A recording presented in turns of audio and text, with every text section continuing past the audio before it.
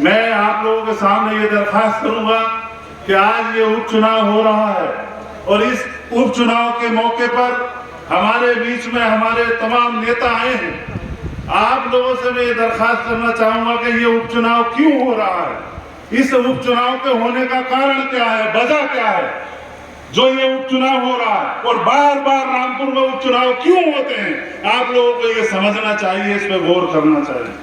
मेरे भाइयों, बुजुर्गों, दोस्तों, एक परिवार के लोग वही बार बार एमपी लड़ते हैं, वही बार बार एमएलए लड़ते हैं और जनता को बेवकूफ बनाने का काम किया जाता है। हर 6 महीने में यहाँ उपचुनाव होता है। हमें ऐसे उपचुनाव में ऐसे नेताओं का बहिष्कार करना चाहिए जो बार बार चुनाव कराने का काम करें, जो जनता को बेवकूफ बनाने का काम करें।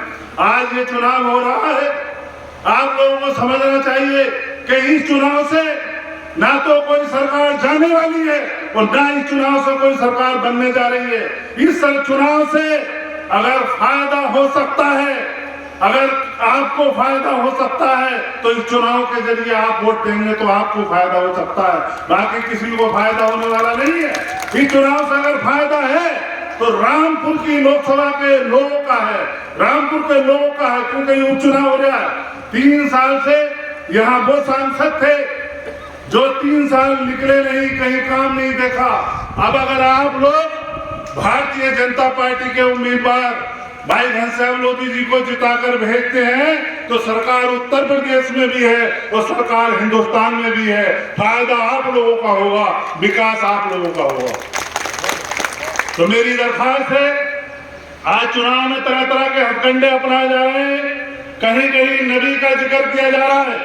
मैं आप लोगों को बताना चाहता हूं कि भारतीय जनता पार्टी ने वो फैसला लिया है जिसका इस उत्तर प्रदेश के मुसलमानों को स्वागत करना चाहिए, क्योंकि जिसने गलत बयान दिया था भारतीय जनता पार्टी ने उसे निकालने का काम किया है, पार्टी से निकालने का काम किया है, उनके खिलाफ मुकदमा लिखवाने का काम किया है और उन्होंने पूरे हिंदुस्तान के मुसलमानों से माफी भी मांग ली है। और ये हमारे नबी का फरमान था कि अगर कोई हमसे गलती करने के बाद माफी मांग ले तो हमें उसे तुरंत माफ कर देना चाहिए।